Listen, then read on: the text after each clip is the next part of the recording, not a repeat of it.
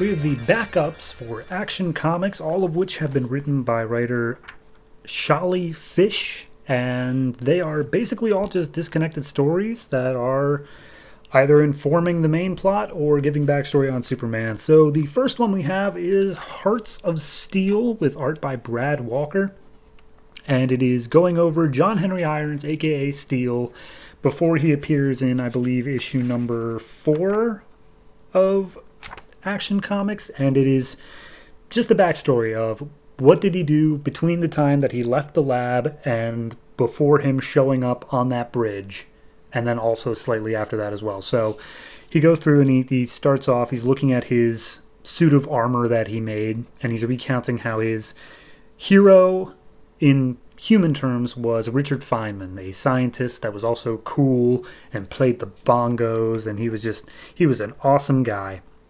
And Feynman served his country and the world via his scientific projects, and that's what John wanted to do. And so he made the Metal Zero in armor to protect against the possibility of alien invasion, apparently. But then Lex Luthor got involved, and he certainly does not play the bongos. So then we cut to the bridge, where Steel is now fully spec'd out in his gear, and he jumps into the fight between John Corbin inside the suit, the Metallo. So he's Metallo. I'm not going to even bury the lead on that one. And Superman, and he tells Superman, hey, I'll take care of this. You go do your thing.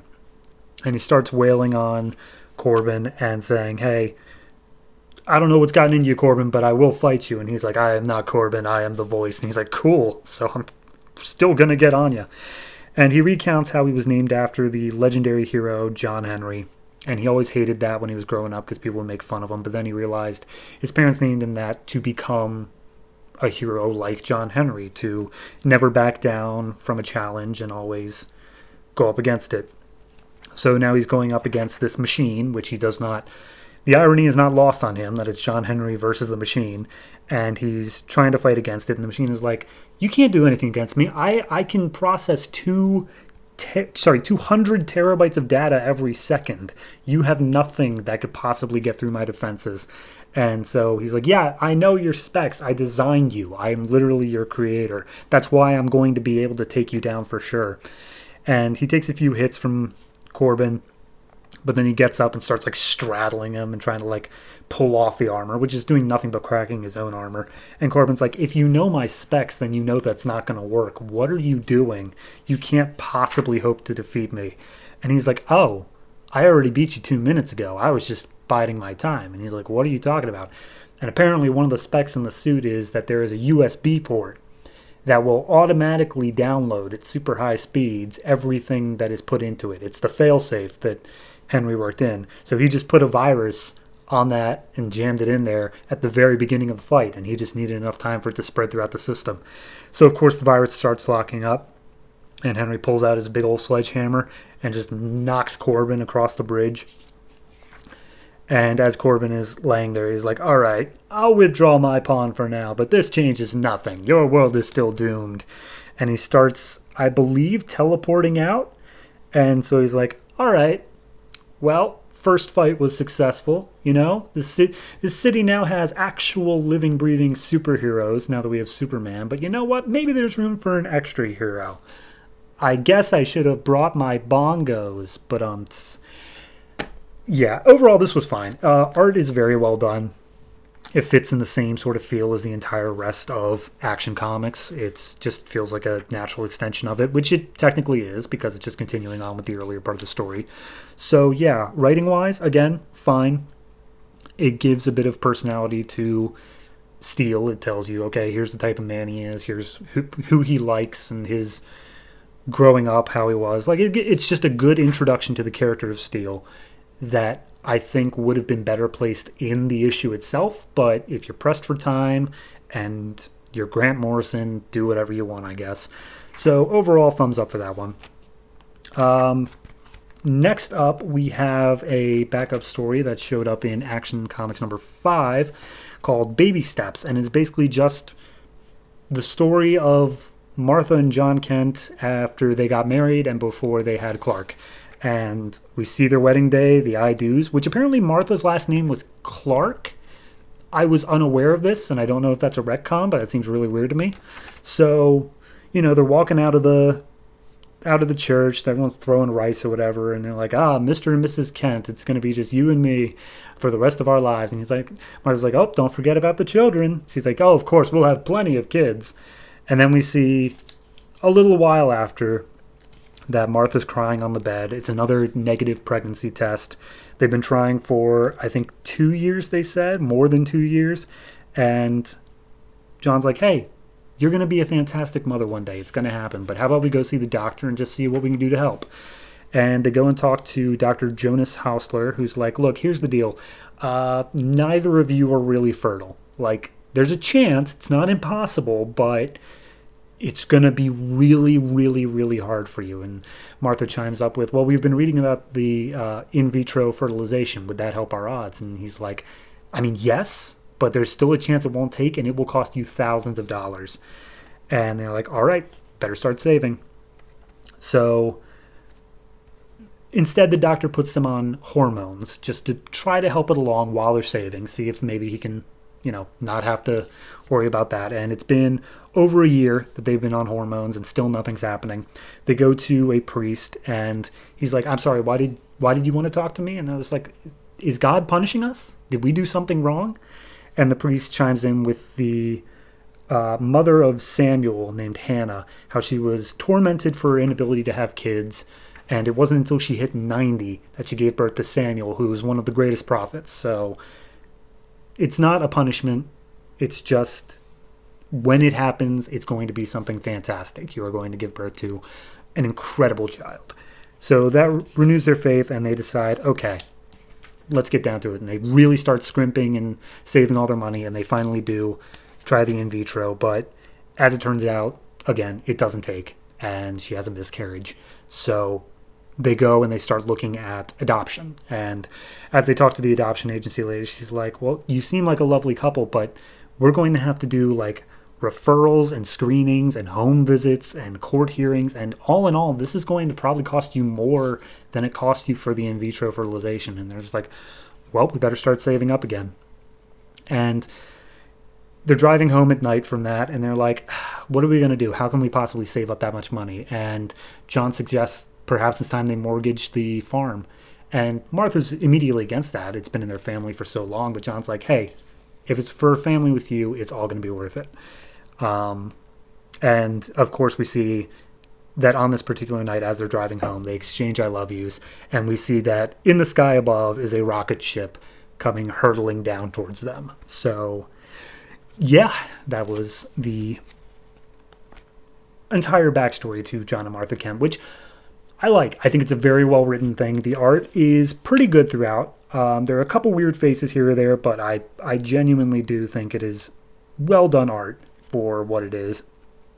It gives a lot of backstory to, okay, here's why John and Martha were just so willing to accept Clark, like 100%. Like any other parent, wouldn't they, as soon as their kids started showing superpowers, like call somebody and try to do that? It's like, no, these people wanted a kid so badly, and Clark was literally, they did flat out say at the beginning of the issue of, let's have one kid at a time. After all, they don't just drop out of the sky. Like, haha, yeah, it's very funny. But it is touching, and I do definitely enjoy the issue as a whole. So thumbs up on that.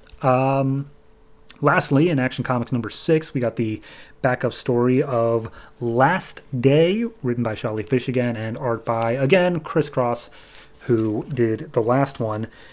This is Clark's going away to college, and in this new universe, Mom, Pa Kent died before that happened, so he's literally been in control of this farm up until the end of high school. And so a local man named Mr. Fry, I believe, they just lost their local farm, and Clark's like, look, I'm going away to college, I'm going away to university, I can't take care of this farm, you and your family need it, so please take the family farm. And Mr. Fry, he's touched, he's so happy for Clark's generosity, but he gives Clark a few minutes to say goodbye and get all the memories out. And this issue is nothing but just the memories. He walks around the house and sees him growing up, having dinners with Mom, Pa, and as his superpowers start to show themselves more. He shows Ma comforting him, saying how he's not a freak. He's just gifted. He just needs to be a bit more careful. We see that his Pa and him bonding over the fact that he put a tractor on the roof of the bank after they tried to repossess it at the beginning of planting season. And he also instills some responsibility in Clark of how he can stand up for the little guy and do all that. And as Clark gets to a box of memories, he pulls out a little photo strip of him, Pete Ross, and Lana Lang. And we see down at the old swimming hole, him and Pete talking about what they want to do with their future. Clark is already into reporting. He's like, yeah, well, it doesn't matter how smart you are or how strong you are. Finding the right words is still always a challenge. And he asks Pete what he wants to do. And he's like, I was just going to be a superhero like all the people in the comics. But since I don't have powers, I guess I can't go around protecting the little guy, so I'll just have to be a millionaire or work in my dad's store. And then we cut over to Lana, who straight up knows a secret. I'm still not sure if Pete knew a secret. In fact, I'm 95% sure he doesn't, but Lana definitely does. And they're sitting up on top of the barn, just staring out at all the fields of flowers, and Lana tells him, like, hey, look, you are destined for incredible things beyond Smallville, beyond this small town. Just make sure you always come back to visit because you always have family here. And they have a cute little moment together. And then we see modern day. The two of them are there, ready to see Clark off, carry out his boxes, and drive him over to the train station. And as Pete's trying to lug some boxes, he's like, man, are you sure you're going to be able to carry all this, Clark? Clark is looking over on the wall of family photos.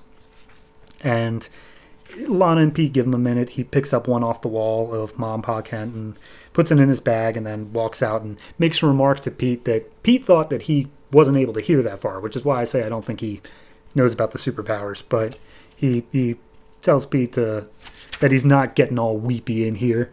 And so they go off and Clark starts college. So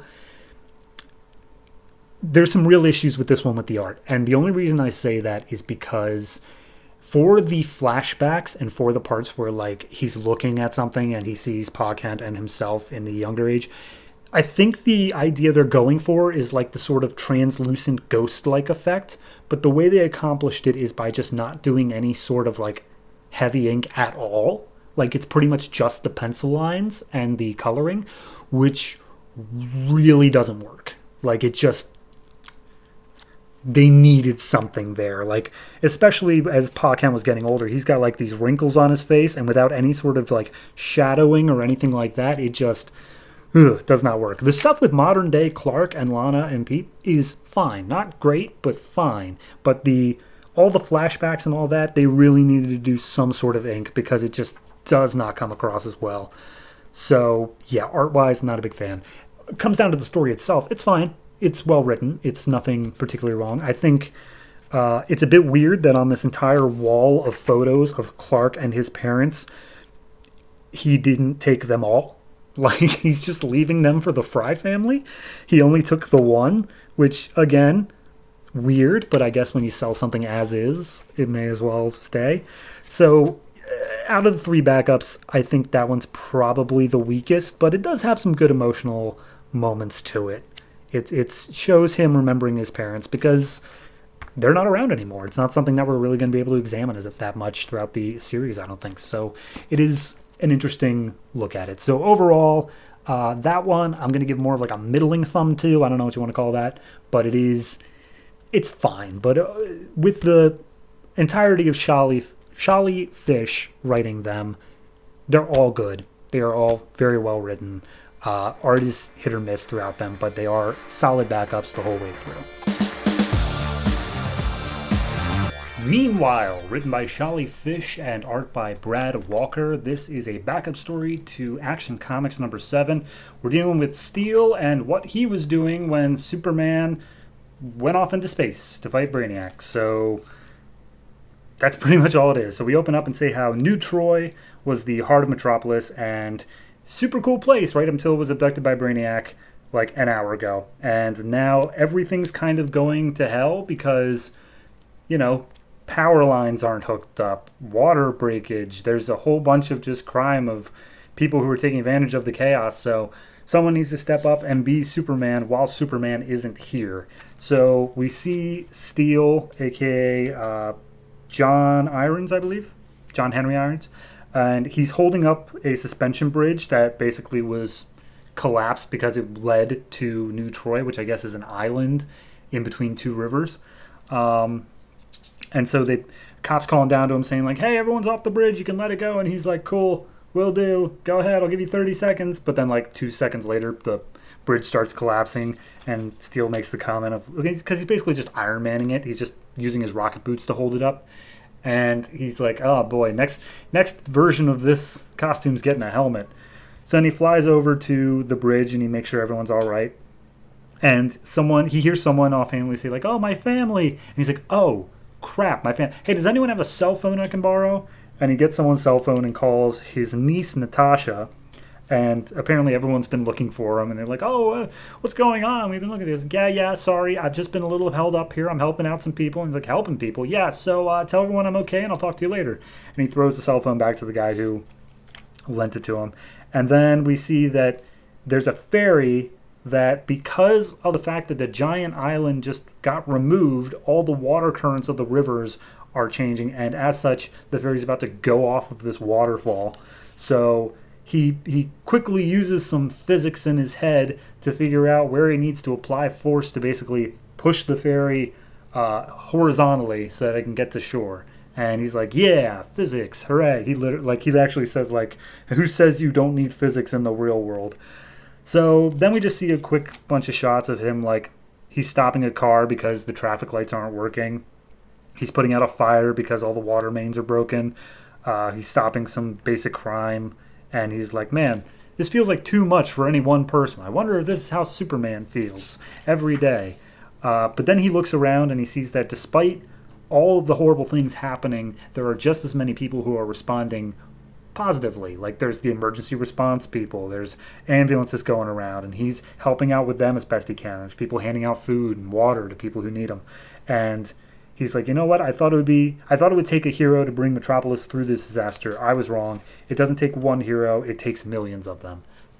And so he's proud in the city, and that's where we leave off. Is that he's just proud to be Metropolisian or whatever the term is. So it's solid story. It's a nice little look at like, okay, Superman literally just went off planet for like a few hours. How do we deal? Because he had to go off planet during the middle of a crisis. So how does this guy step up to fill the shoes? And I think it did a fantastic job of showing that. Brad Walker's art, I gotta say, pretty fantastic throughout. I'm not sure. Let me see. J. David Ramos with David Curiel did the colors. I really do like some of the little coloring like flourishes they have here, particularly where there's like light. They make sure that it gets like a bloom effect. So no, fantastic the whole way through. My only qualm is that it is just such a short little simple story of like he does some work and then he sees people doing good things and he's happy. And it doesn't even feel like it has an ending. It's just the thing of being like, "Oh, people are good." Da-da-da. So I'm gonna go ahead and give this I'll give it a 7. But it is, if this were somehow to be stretched out into like 2 or 3 issues, or even just enough to fill one whole issue, I think it would be a very high quality issue. I think it would be one of those things that you could just separate out and read just on its own, and it would be a solid enough read. But because it's so small, just a 7 for now. Executive Power, written by Shali Fish, art by Cully Hamner. This is the backup story to Action Comics number 9, aka the one with Earth 23 Superman, and this is just continuing on with another one of his stories. So we open up at what I can only assume is the White House, or, oh no, it is the White House, just a different angle than I'm used to seeing. And there's just a whole room of people all talking, saying like, okay, Karak. It's a country over somewhere in the Middle East, and they apparently are working on a nuclear program. And if they get nuclear powers, they're also like, number one export is terrorism, so we got to stop them. And so they just basically talking through what are they supposed to do, how soon do they have to get involved and stop this. And the president, a.k.a. Calvin Ellis, a.k.a. Superman, is apparently talking to the Iraqi president right now, and everyone's like, well, what is he going to be able to do? That guy's absolutely crazy. And he's like, don't forget, Calvin Ellis has brought us through many a crisis. He's done wonderful things. Let's see what he's able to do. So then we see the call connecting, and on one side is Calvin Ellis, or at least his secretary, making the call saying like, oh, by the way, the president's on the phone.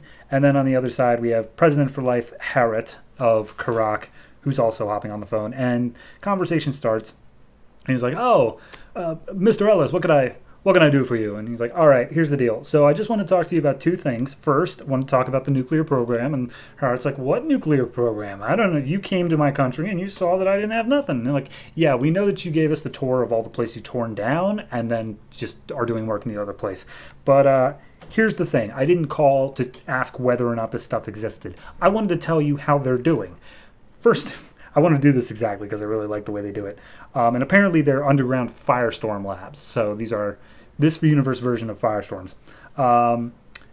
Two of them have apparently caved in a few minutes ago. One of them is flooded with molten lava.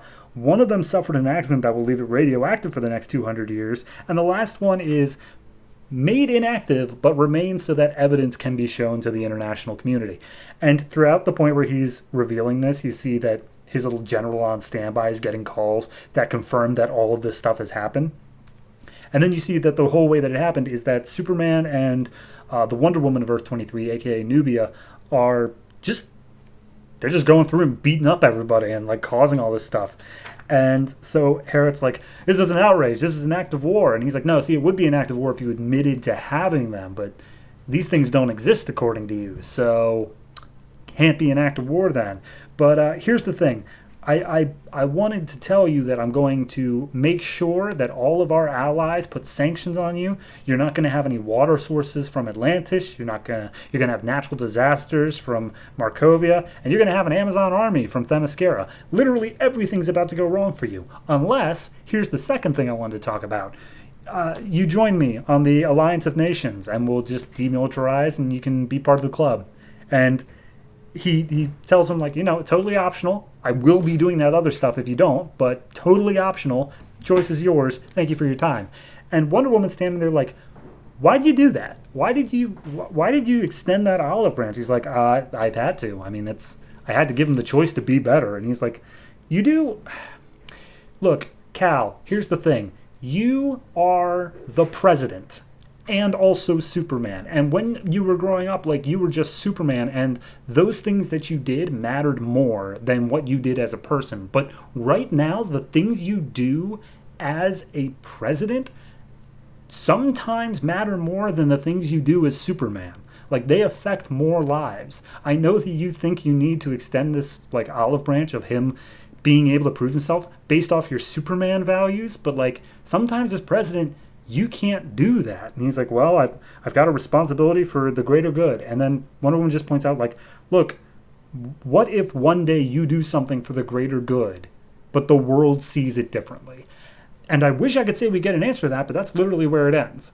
It says end question mark, but there's nothing more to that.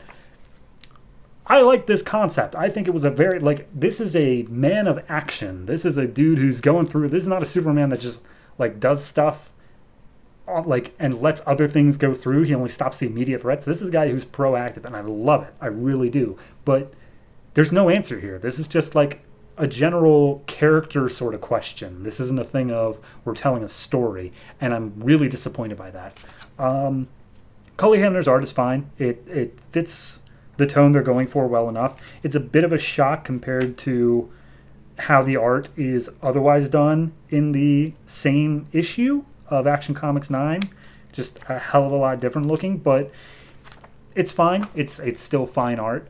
No, the main problem I have with this is the fact that it felt like I'm missing 2 pages.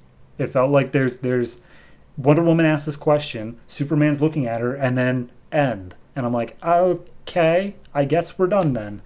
So, I mean, how much does the fact that it doesn't have a good ending really bring it down in my mind? I gotta say, not a whole lot, but it is a problem. So I'm gonna go ahead and give this one a 7.5.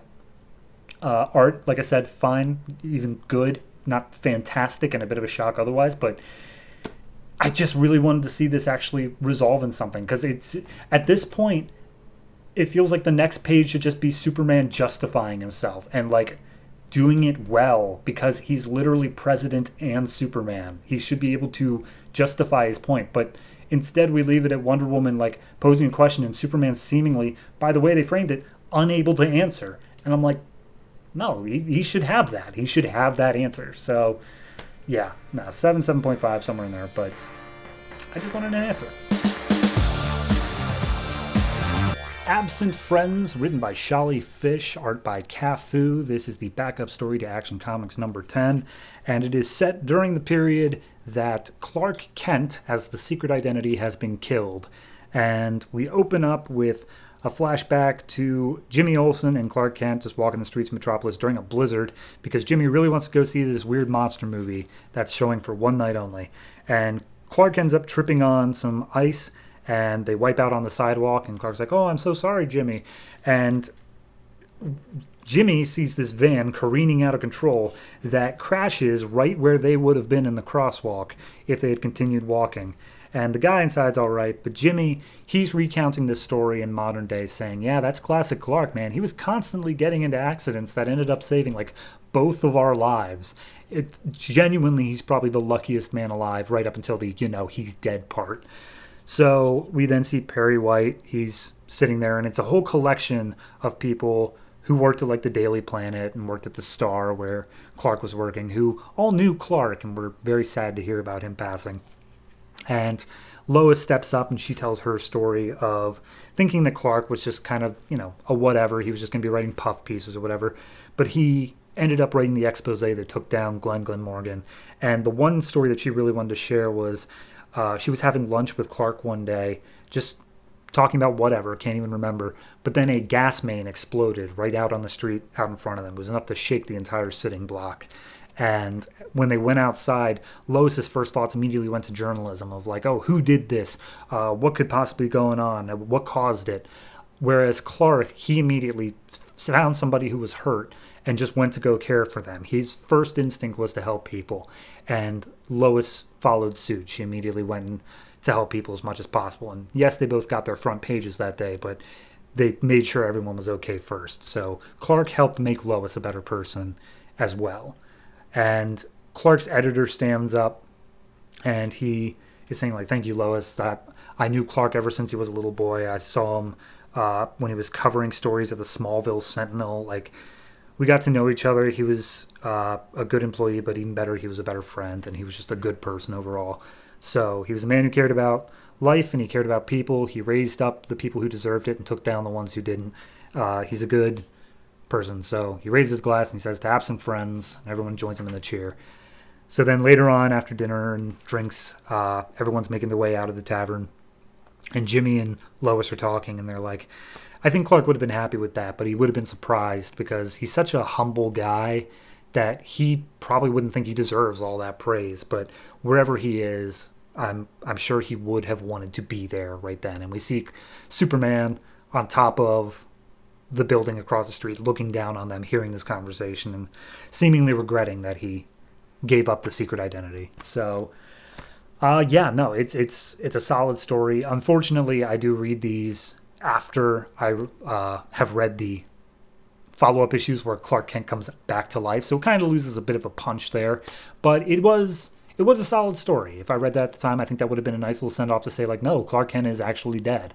It is something that has actually hit these people and impacted their lives in a certain way. So, yeah, it's a nice, solid story. The art, Cafu does a great job throughout, does a good job of, even in just showing the memories, it has just a different tone to it. And that's probably down to coloring more than it is pencils, but it just has a different tone to it that makes you feel like, yeah, okay, I can easily tell this is them telling the story, and then this is the story themselves.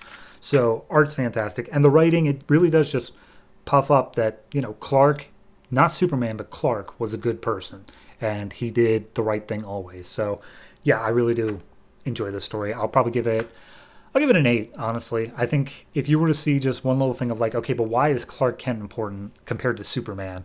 It's these moments right here where Clark is able to do the smaller things that Superman may not be able to. He's able to reach out and do those things for people who may not be able to get their help themselves. So, yeah, hate for this. Looking forward to more. Clothes Encounter, written by Shali Fish, art by Cafu. This is the backup story to Action Comics number 11, and it details a t-shirt shop owner. So we've got two friends, one who lives in Metropolis and one who's just visiting. The one who's visiting really wants to go get a Superman t-shirt. So we go down to this t-shirt shop owner, and they say like, oh, how much are the shirts? And the guy says $25 a pop. And he's like, that's ridiculous. It's a t-shirt. And he's like, but here's the thing. This shop is the one that Superman himself bought his t-shirts at when he was still wearing the t-shirts. And the guy's like, okay, but no, you're like almost certainly lying. And he's like, no, swear to God, here's the story. And he recounts the story of how a guy came in one day holding like the Superman logo on a piece of paper. And he's like, hey, could I get this printed on a shirt? Blue shirts with the insignia on them. And he's like, oh yeah, sure. Is this for like a softball team or something like that? He's like, yeah, something like that. So he's placing the order, and he's like, if you want 50 shirts, because that's how much the order was placed for, I only have 30 blues, so how about we also get some red and white ones in there as well? To which he's like, yeah, red, white, and blue. That sounds like it could work. Which answers a question I had back when he showed up with a red shirt on. So I feel like you're retconning, but I'll take it. Anyway, while they're placing this order, a guy comes in with a gun, points it at the shop owner, and is like, all right, give me the money. He's like, dude, I run a t-shirt shop. I'm not a bank. I don't have that much money. He's like, shut up and give me the money. Superman steps in, and he's like, hey, nobody has to get hurt, and he tries going for the gun, to which the guy shoots, like, point blank at Superman. And the t-shirt shop owner recounts, like, at first I thought he missed, mainly because I didn't know that about the bulletproof thing yet. But then Superman just one-handed pushes the guy, grabs the gun, and the guy goes flying across the room, knocked out cold. And the owner is super impressed with it. He's like, that was amazing. What can I ever do to thank you? And he's like, no, don't worry about it. Just pay it forward. And he's like, right. Yeah, you know what? I'll pay it forward now. I'm going to give you these shirts 20% off. So, yeah, that's him recounting the story. And he's like, yep, this is the original design straight from Superman. And the dude who came from out of town's like, oh my God, I need this shirt. I have to get one. I would love one. And then the buddy's like, the one who lives in town's like, yeah, you know what? We're going to think on it. We'll be back later. And he ushers the guy out the door. And the guy from out of town's like, what? Dude, I didn't get the shirt. Why are we leaving? He's like, hey, I'm not saying I don't believe his story, but it's $25. You are screaming out of towner. And we see a shot of all the shops down the street, and every t-shirt shop is claiming the exact same thing. So, womp, womp, womp. That's the story of that. Do I believe it? Probably. Makes sense, but at the same point, who knows? Could be a fake story. It's just fun. It's just a fun little thing where they're like, people have probably been poking fun at the Superman t-shirt. Like, how did he even end up getting those shirts in the first place? And so Shali Fish just came out and said, here's how. This is how it happened. That's how it was. So, I don't know. It just seems like a fun little story. Don't need to think too hard on it. That being said, because it's just a fun little story, it's not, blowing my hair back. It's nothing amazing. So all in all, I'm just going to give this one a 7. It's competently done. It's funny in the moments it needs to be. It answers a few questions that I had, but it's not anything super amazing. So 7 for this. Cafu's great on art as well, as he always has been. And it's a one and done. I genuinely can't look forward to anything from here. It's just done.